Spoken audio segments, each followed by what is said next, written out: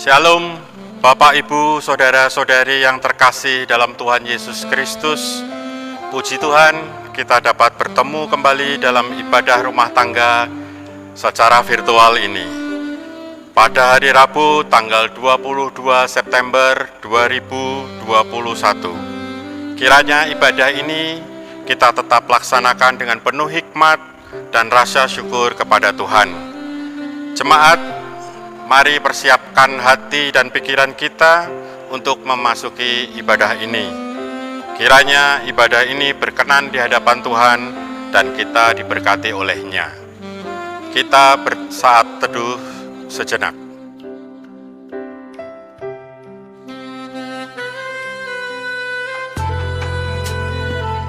Jemaat, marilah kita berdiri untuk memulai peribadahan ini dengan menyanyikan lagu dari Kidung Jemaat 10 bait pertama.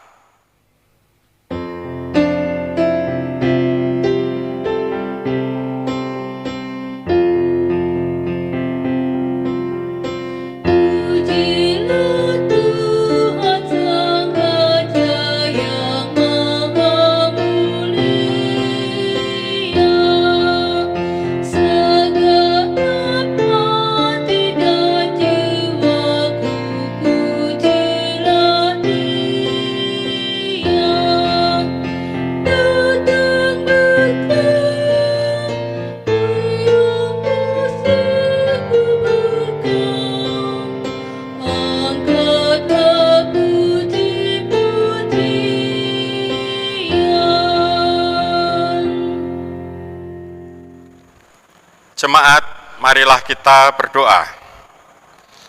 Bapa kami yang ada di dalam surga, kami berkumpul dan mengucap syukur kepadamu atas penyertaan Tuhan sepanjang hidup kami. Engkau juga masih memperkenankan kami untuk beribadah pada malam hari ini. Bapa, semua ini dapat terjadi karena kasih dan anugerah-Mu kepada kami, sehingga kami bisa memuji dan memuliakan nama-Mu, dan beroleh sukacita damai sejahtera. Bapa, pimpin ibadah ini dari awal hingga akhir, sehingga peribadahan ini dapat berlangsung dengan baik dan berkenan di hadapan-Mu. Layakkanlah kami beserta keluarga dan seluruh jemaat untuk beribadah kepadamu. Terima kasih Bapa, terpujilah nama Bapa, di dalam nama Yesus Kristus, Juru Selamat kami yang kudus. Amin. Jemaat, kami persilahkan untuk duduk kembali. Sebelum mendengarkan firman Tuhan, marilah kita menyanyikan lagu Kidung Jemaat 10, bait keempat.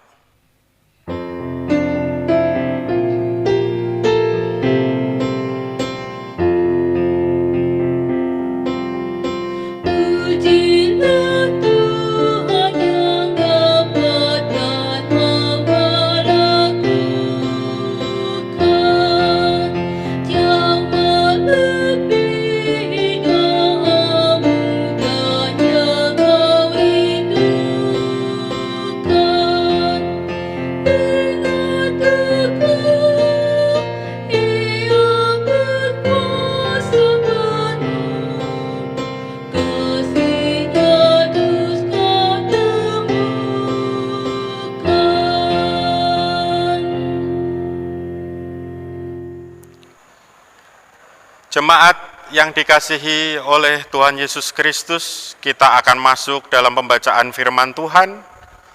Bacaan Alkitab pada malam hari ini terambil dari Kisah Para Rasul 21 ayat 10 sampai dengan 4. Sebelum membaca dan merenungkan firman Tuhan, marilah kita berdoa memohon bimbingan Roh Kudus. Mari kita berdoa. Bapa kami yang ada di dalam surga, saat ini kami telah mempersiapkan hati dan pikiran dan jiwa raga kami untuk beribadah dan membaca firman Tuhan. Berikanlah kami hikmat Roh Kudus-Mu, agar firman-Mu yang kami baca ini dapat kami mengerti dan menjadi panduan pegangan bagi hidup kami. Penuhi jemaat-Mu ini dengan kuasa Roh Kudus-Mu, supaya kami bisa merasakan kehadiran-Mu di hati kami. Bapa, berkatilah dan mampukan hamba-Mu untuk menyampaikan kebenaran firman-Mu, sertai dan bimbinglah hamba-Mu ini, agar dapat berkata-kata di dalam Roh Kudus-Mu. Di dalam nama Tuhan Yesus Kristus, kami berdoa dan mengucap syukur. Amin.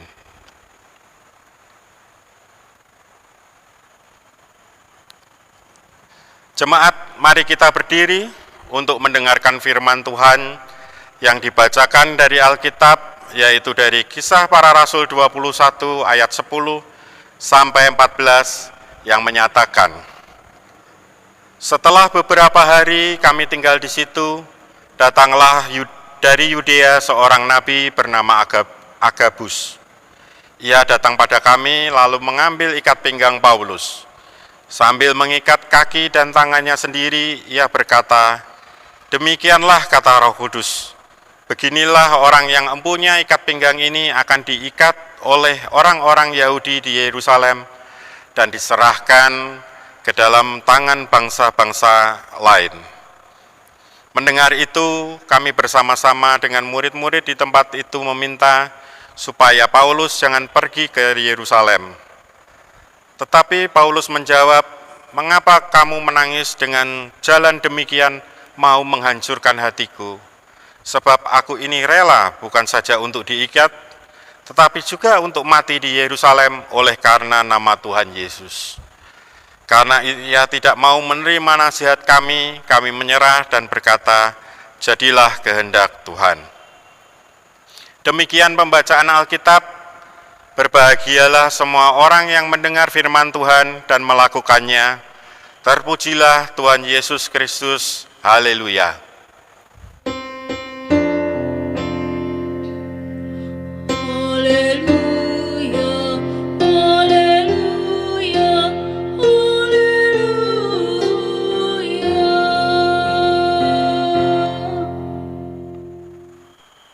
Jemaat dipersilakan duduk kembali.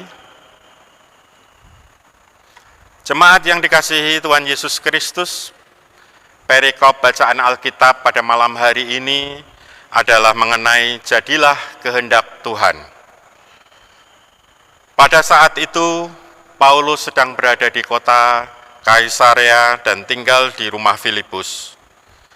Paulus dalam perjalanan pelayanan menuju ke kota Yerusalem. Dari Yudea datanglah Agabus yang kemudian mengambil ikat pinggang Paulus dan mengikat kaki dan tangannya sendiri sambil berkata, demikianlah kata Roh Kudus, beginilah orang yang empunya ikat pinggang ini akan diikat oleh orang-orang Yahudi di Yerusalem dan diserahkan ke dalam tangan bangsa-bangsa lain. Atas dasar itulah murid-murid, rekan-rekan sepelayanan Paulus yang tinggal di situ merasa sangat sedih dan menangis. Mereka meminta supaya Paulus jangan pergi ke Yerusalem. Tetapi Paulus menjawab, mengapa kamu menangis dan dengan jalan demikian mau menghancurkan hatiku? Sebab aku ini rela bukan saja untuk diikat, tapi juga untuk mati di Yerusalem karena nama Tuhan Yesus. Jikalau aku tidak berangkat ke Yerusalem, maka pelayananku akan menjadi sia-sia. Paulus pun tidak mau menerima nasihat dari rekan-rekan sepelayanannya. Mereka pun menyerah dan berkata, jadilah kehendak Tuhan. Jemaat yang dikasihi Tuhan Yesus Kristus, ada 3 hal penting yang perlu kita cermati, kita pahami, dan kita lakukan. Yang pertama adalah sikap dari para murid atau rekan-rekan sepelayanan Paulus. Para murid merasa sangat khawatir, takut, dan cemas terhadap sesuatu hal yang nantinya akan terjadi ketika Paulus pergi ke Yerusalem. Para murid menafsirkan bisikan Roh Kudus tersebut sebagai peringatan agar Paulus tidak pergi ke Yerusalem. Namun sebenarnya peringatan tersebut adalah bukan suatu larangan untuk pergi ke sana. Ini agar Paulus waspada dan mengetahui bahwa di Yerusalem ada penderitaan yang harus dia jalani. Dalam nubuat tersebut yang disampaikan oleh Agabus, tidak ada ucapan Roh Kudus yang melarang Paulus ke Yerusalem. Roh Kudus hanya memberitahukan apa yang akan terjadi, dan Paulus pun mengetahuinya dan sadar bahwa penderitaan yang akan ia tanggung di sana.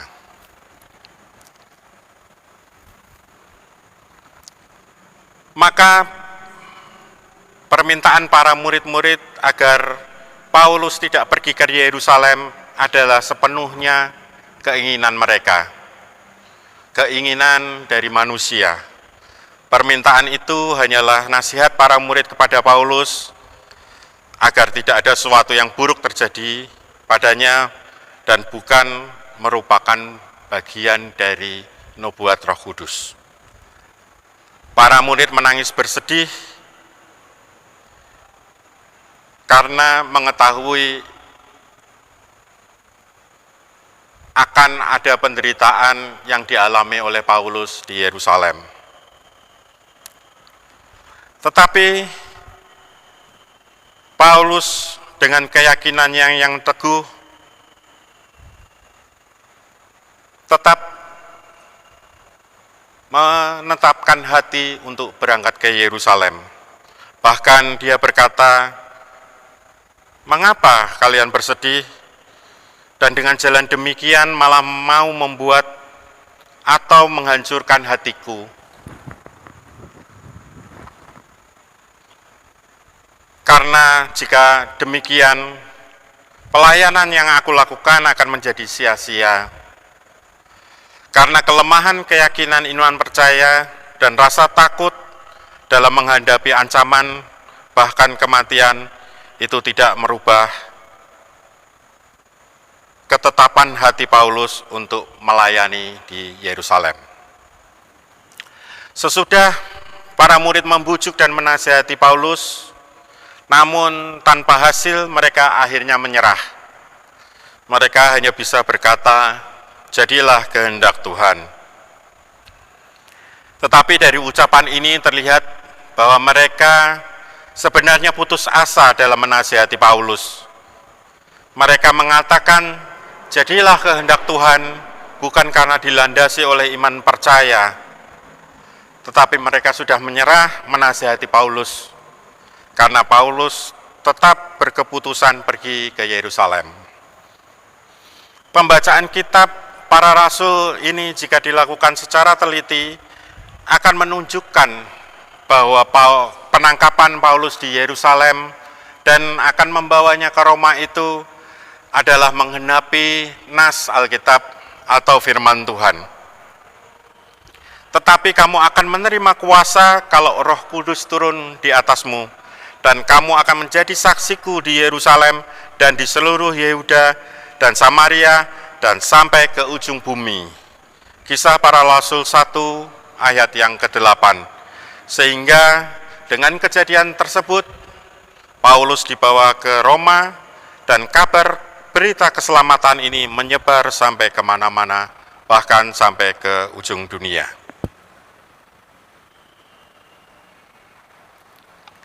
Jemaat yang dikasihi Tuhan Yesus Kristus,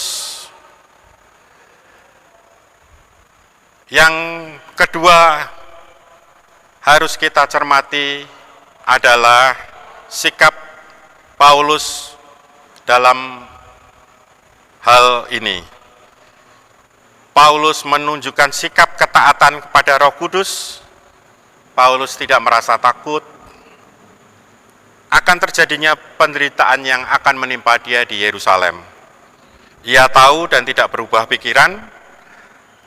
Bukannya dia tidak percaya dengan perkataan Agabus, tetapi ia yakin dan percaya pada tugas pelayanannya. dalam memberitakan Injil. Bahkan ia rela mati di Yerusalem oleh karena nama Tuhan Yesus. Paulus bersikap konsisten atau kukuh dalam pendiriannya, siap menjalani suka duka dalam pelayanan dalam hidupnya. Hidup dan mati ia tetap setia dan percaya kepada Tuhan Yesus Kristus. Paulus mengetahui bahwa perjalanannya tidaklah mudah dan tidak aman, tetapi Paulus mengetahui bahwa itulah jalan yang harus dia tempuh. Peringatan Roh Kudus tersebut bertujuan untuk mempersiapkan Paulus, bukan untuk menghentikan pelayanannya. Kemantapan hati Paulus inilah sebagai bentuk berserah terhadap kehendak Tuhan. Apakah Paulus tidak mau menerima nasihat para murid itu karena egois atau karena keras kepala? Tentu saja tidak. Terhadap nasihat-nasihat ini memang Paulus menolak. Tetapi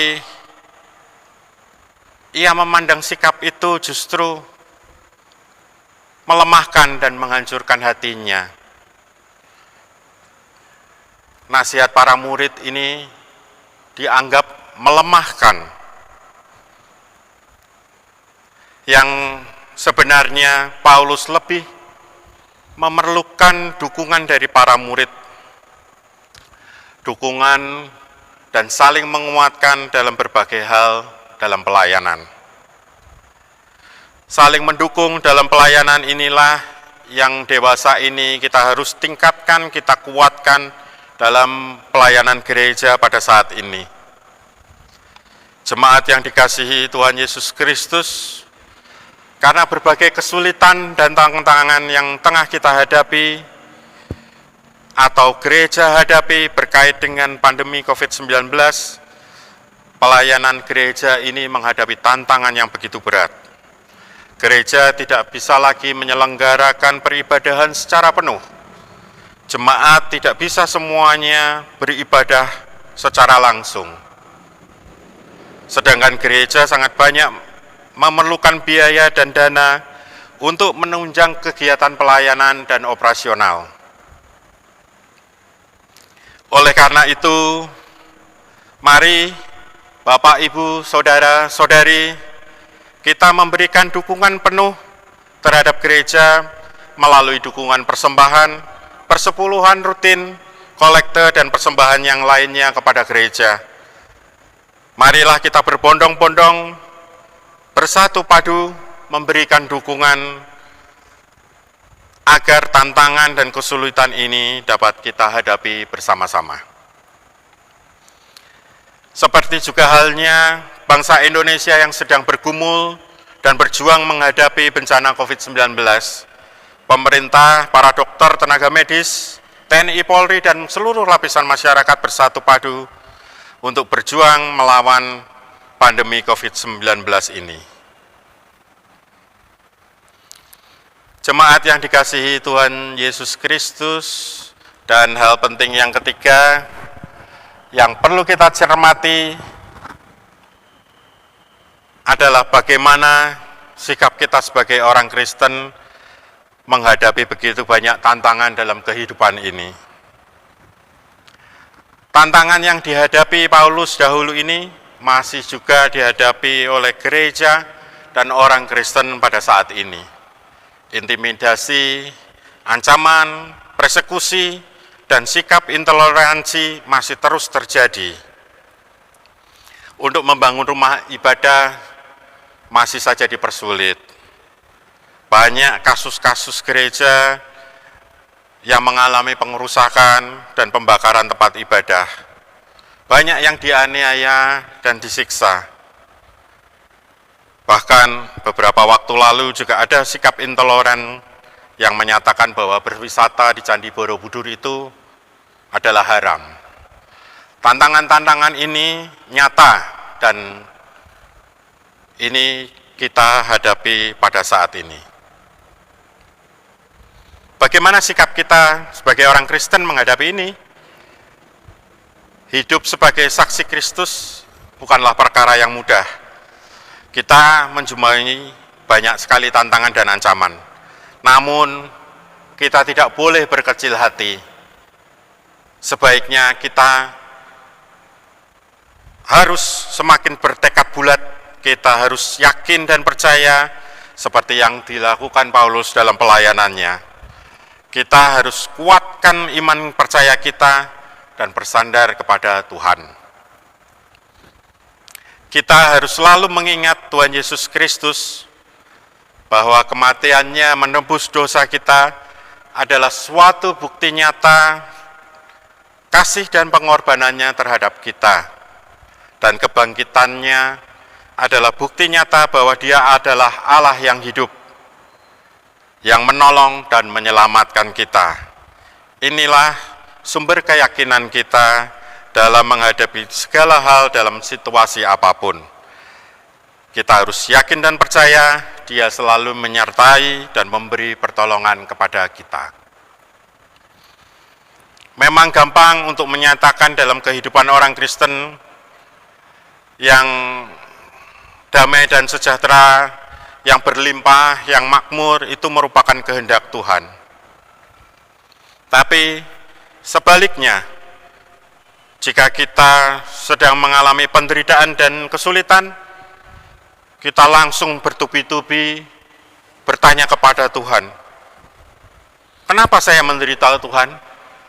Kenapa saya harus mengalami ini?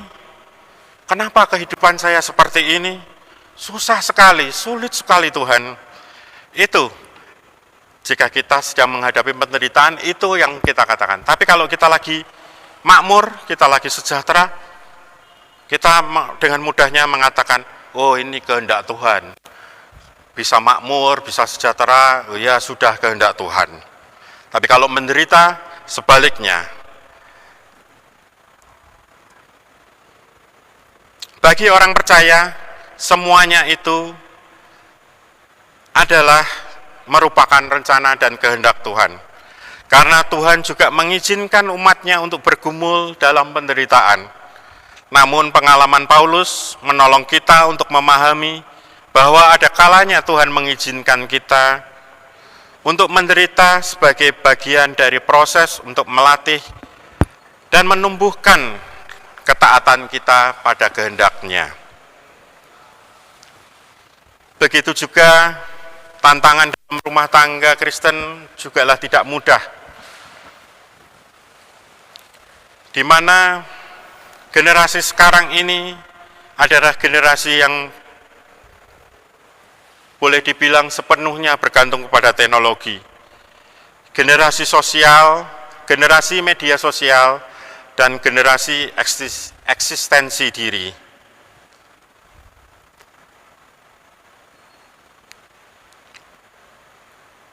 Generasi ini adalah generasi yang terbelenggu dengan teknologi dan menjadi tidak peduli terhadap segala sesuatu yang terjadi di sekitarnya. Generasi ini asik dengan teknologi dan gadgetnya. Bagaimana keluarga Kristen menghadapi tantangan generasi seperti ini? Salah satunya adalah melalui pembinaan iman dan keyakinan dalam lingkup keluarga Kristen untuk mendidik anak-anak generasi ini dan mendatang dalam pendidikan Kristen yang memampukan mereka untuk menghadapi kehidupan, tantangan di masa sekarang dan masa mendatang. Inilah pentingnya pendidikan katekesasi atau pembekalan iman Kristen. Pendidikan Kristiani untuk anak-anak sampai yang beranjak dewasa untuk membekali mereka dengan pengetahuan, iman, dan keyakinan Kristen. Keluarga juga diharapkan bisa meluangkan waktu untuk mendidik, mendampingi anak-anaknya dalam pertumbuhan iman dan keyakinan mereka. Disinilah peran orang tua menjadi penting.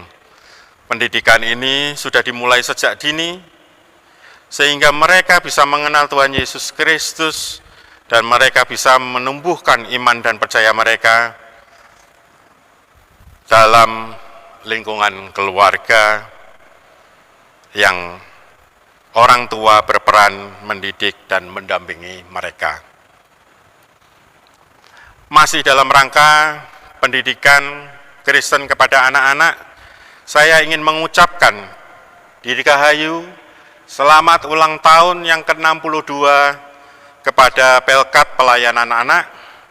Semoga anak-anak di GPIB Immanuel Semarang semakin taat dan menjadi berkat bagi sesama.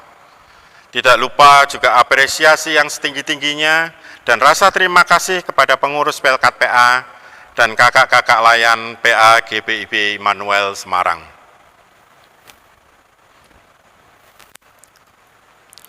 Jemaat yang dikasihi Tuhan Yesus Kristus, pemahaman jadilah kehendak Tuhan yang paling sederhana adalah pemahaman seperti hubungan orang tua kepada anak. Tidak ada orang tua yang menginginkan anak-anaknya celaka. Orang tua selalu mengasihi anak-anak mereka. Orang tua selalu merencanakan hal-hal yang terbaik untuk anak-anak mereka. Demikian juga rancangan Tuhan bagi umatnya adalah rancangan damai sejahtera, bukan rancangan kecelakaan, tetapi rancangan Tuhan itu pasti dan penuh dengan harapan. Rancangan Tuhan berbeda dengan rancangan dan jalan manusia. Di tengah kondisi kita yang mengalami pergumulan hebat, Tuhan menyapa kita dengan penuh kasih. Tuhan mendengar keluh kesah dan peduli terhadap kondisi kita. Dan di dalam Yesus Kristus, rancangan keselamatan Allah menjadi amat jelas dan nyata. Kami yakin dan kami percaya, jadilah kehendak Tuhan. Tuhan Yesus memberkati kita semua. Amin.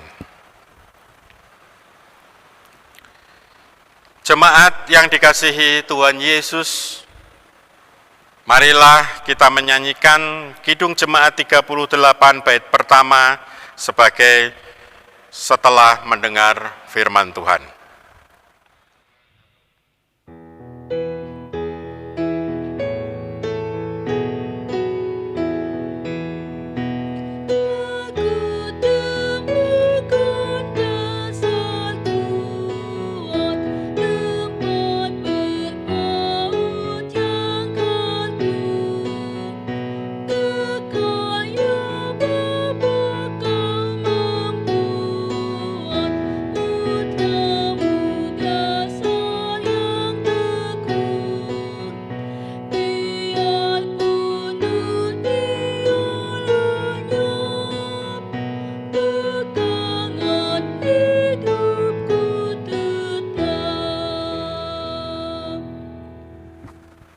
Jemaat yang dikasihi Tuhan Yesus Kristus, mari kita masuk ke dalam doa syafaat.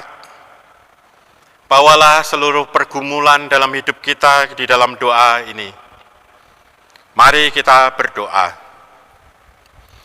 Bapa kami yang ada di dalam surga, kembali kami datang ke hadirat-Mu Bapa, mengucap syukur dan berterima kasih atas firman-Mu yang telah kami dengar.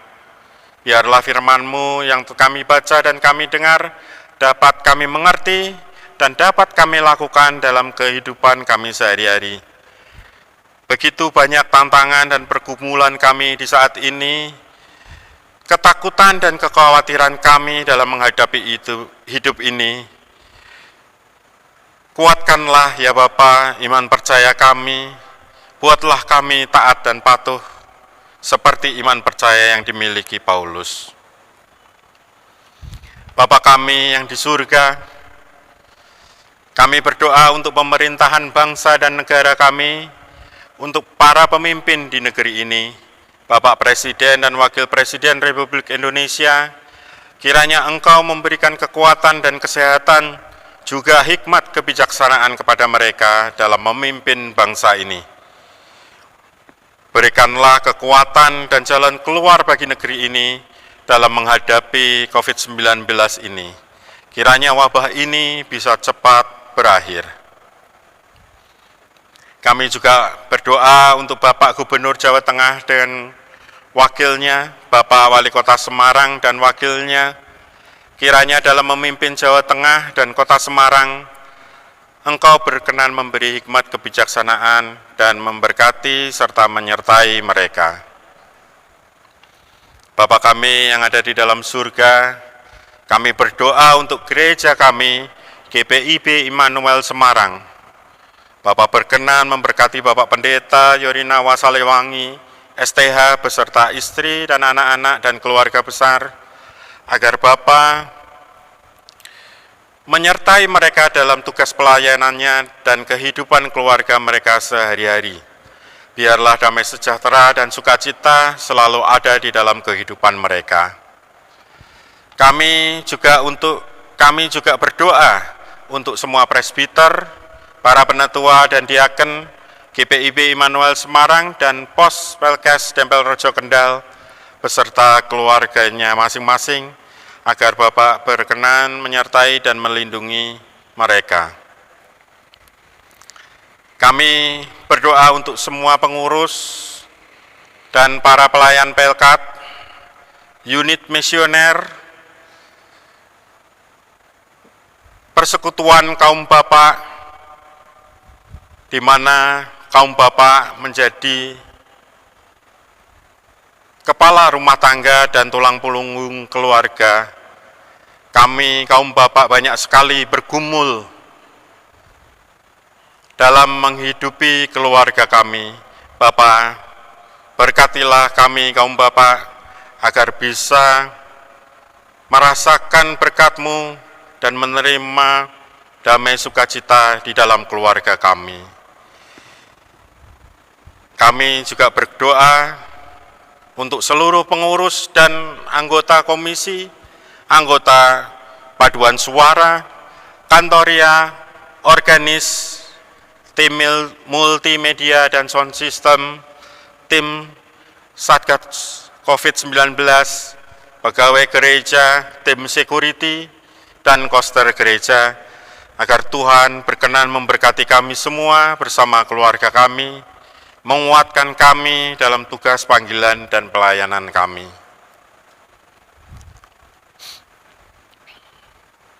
Bapa kami yang di surga, kami mau berdoa untuk anak-anak kami yang masih menempuh pendidikan dari TK sampai perguruan tinggi, yang sudah mulai pembelajaran tatap muka. Kami mohon agar Bapa melindungi dan menjaga kesehatan mereka. Apa yang menjadi cita-cita dalam kehidupan mereka, Bapak berkenan mendengarkan dan mengabulkannya. Kami juga berdoa untuk anak-anak kami yang sudah bekerja, kiranya dalam tugas dan tanggung jawab pekerjaan mereka, Bapak senantiasa memberkati mereka, sehingga mereka dapat menjadi saluran berkat yang berlimpah bagi gereja dan sesama kami. Bapak, kami juga berdoa untuk anak-anak kami yang sedang bersama pasangan, atau yang sedang mencari pasangan untuk jenjang kepernikahan. Kiranya Bapak berkenan atas hubungan mereka, dan Bapak berkenan memberi mereka pasangan seturut kehendak Bapak. Terima kasih ya Bapak. Kami juga berdoa untuk semua warga jemaat-Mu yang lanjut usia. Tenaga kami memang mungkin sudah berkurang, tetapi hati dan semangat kami tetap kuat, tetap setia dalam pelayanan kami. Berikanlah kami semua kesehatan dan kesegaran dan semangat kepada kami. Kami berdoa khususnya untuk Bapak dan Ibu Toto, Bapak Vence Kajewatu, Ibu Sri Niki Julu, Ibu Harianja, Ibu Yusman, dan Oma Noya. Kiranya damai sejahtera dan sukacita daripada-Mu selalu menyertai hidup mereka. Bapak, kami juga berdoa untuk semua warga jemaat-Mu yang sedang sakit dan lemah tubuh, dan juga yang sedang dalam pemulihan kesehatan. Opa dan Oma Sapulete, Bapak Andri Santoso, Ibu Ristiowati, Bapak Ferdinand Obetraya, Ibu Ranti, Ibu Lani Mambu, Ibu Sulastri Patinama, Saudara Jos, yang sedang diopname di rumah sakit, Saudara Marcel yang sedang sakit di rumah, Bapak Bandi dan Ibu Marjuki yang dalam masa-masa pemulihan. Bapak berkenan menjamah dan memberikan kesehatan agar kondisi mereka bisa pulih seperti sedia kala. Terima kasih Bapak. Kami juga berdoa untuk warga jemaat-Mu yang bersuka cita karena telah ditambahkannya usia kelahiran dan usia perkawinan. Juga warga jemaat-Mu yang sedang dalam pergumulan pekerjaan dan rumah tangga. Kiranya Tuhan menilik mereka satu persatu dan menyertai langkah mereka dan memberikan mereka keberhasilan dan sukacita. Bapa kami yang di surga, kami juga berdoa untuk seluruh jemaat GPIB Immanuel Semarang dan juga untuk jemaat GPIB yang ada di seluruh Indonesia, agar Tuhan selalu memberkati dan melindungi kami. Jauhkanlah kami dari cobaan dan segala mara bahaya. Berikanlah kami kekuatan, kesehatan, dan berkat dalam menjalani hidup kami. Bapa kami di surga, kami akan mengajukan doa permohonan kami pribadi masing-masing. Kami mohon Bapa, dengar dan kabulkanlah doa kami dalam menghadapi pergumulan hidup ini.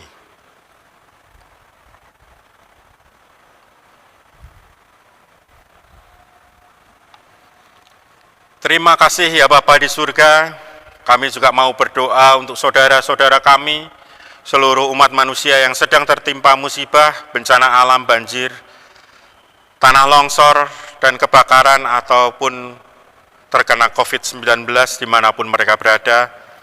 Bapak berkenan menolong kami, sehingga kami bisa terus dikuatkan oleh penyertaan dan kuasa-Mu. Berikanlah penghiburan, serta topang kami dalam masa pemulihan, dan melewati masa-masa sulit ini. Bapa, ampunkanlah seluruh dosa dan kesalahan kami, jadikanlah kami semua menjadi pribadi yang kuat, yakin dan percaya kepadamu, karena kami tahu Engkau senantiasa menyertai kami dalam menghadapi semua tantangan, rintangan, dan segala cobaan di dalam kehidupan ini. Terima kasih Bapa di surga, peliharalah kami dalam kasih Yesus Kristus, Tuhan dan Juru Selamat kami, yang telah mengajar kami berdoa. Bapa kami yang ada di surga, dikuduskanlah namamu, datanglah kerajaan-Mu, jadilah kehendak-Mu di bumi seperti di surga. Berikanlah kami pada hari ini makanan kami yang secukupnya, dan ampunilah kami akan kesalahan kami, seperti kami juga mengampuni orang yang bersalah kepada kami. Dan janganlah membawa kami ke dalam pencobaan, tetapi lepaskanlah kami daripada yang jahat.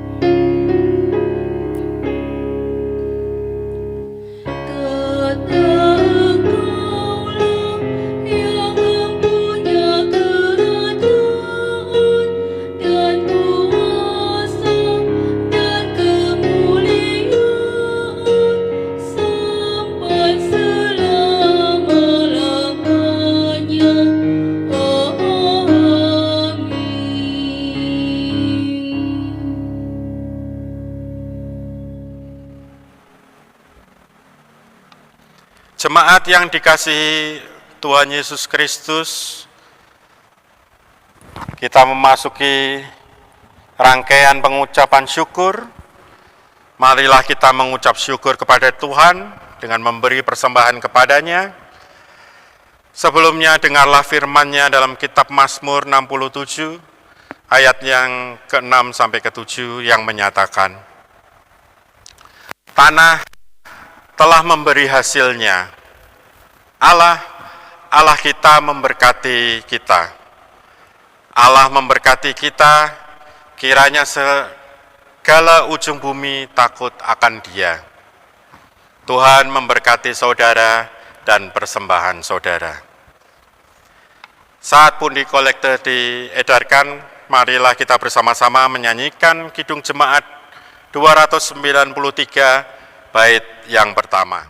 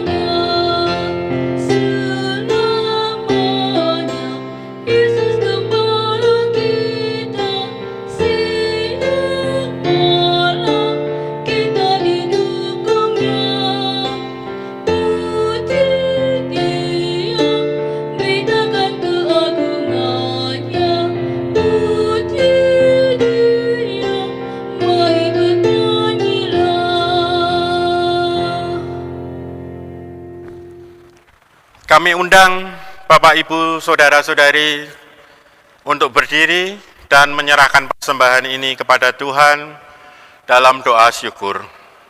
Marilah kita berdoa. Bapa kami di dalam surga, kami mengucap syukur kepadamu. Kami memuji namamu, berkat-Mu berkelimpahan kepada kami. Berkatilah dan kuduskanlah persembahan kami ini agar menjadi berkat, pelayanan, dan kemuliaan namamu. Dalam nama Yesus Kristus, sumber segala berkat dan kelimpahan kami. Amin. Jemaat masih tetap berdiri. Kita akan mengakhiri peribadahan ini. Sumber kekuatan kita hanya kepada Tuhan Yesus Kristus. Sekarang jalanilah kehidupan saudara untuk menjadi saksi-saksi Tuhan yang yakin dan percaya bahwa Tuhan selalu membimbing dan menyertai kita. Marilah kita menyanyikan Kidung Jemaat 38, bait kelima, telah kutemukan dasar kuat.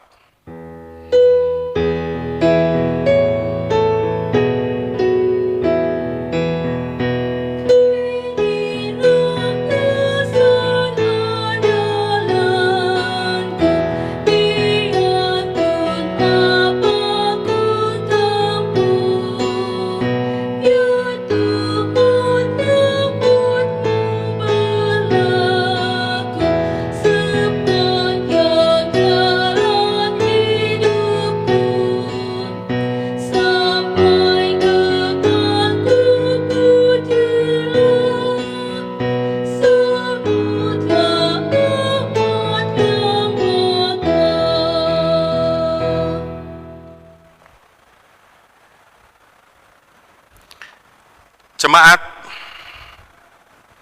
mari kita berdoa untuk mengakhiri ibadah ini. Mari kita berdoa bersama-sama. Bapa kami yang ada di dalam surga, firman Tuhan telah kami dengar. Biarlah firman ini menjadi bagian nyata dalam sikap perilaku hidup kami sehari-hari. Bapa yang di surga, kami akan mengakhiri peribadahan ini. Terima kasih Bapa. Doa ini kami landaskan hanya di dalam Yesus Kristus, Tuhan dan Juru Selamat kami yang kudus, kekal sampai selama-lamanya.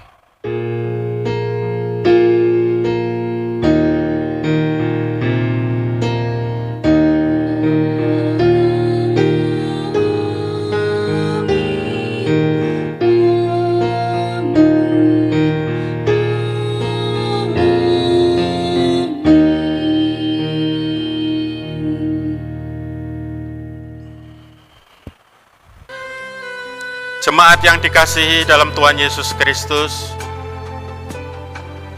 ibadah rumah tangga pada saat ini telah selesai. Atas nama Majelis Jemaat GPIB Immanuel Semarang, kami mengucapkan banyak terima kasih kepada seluruh jemaat.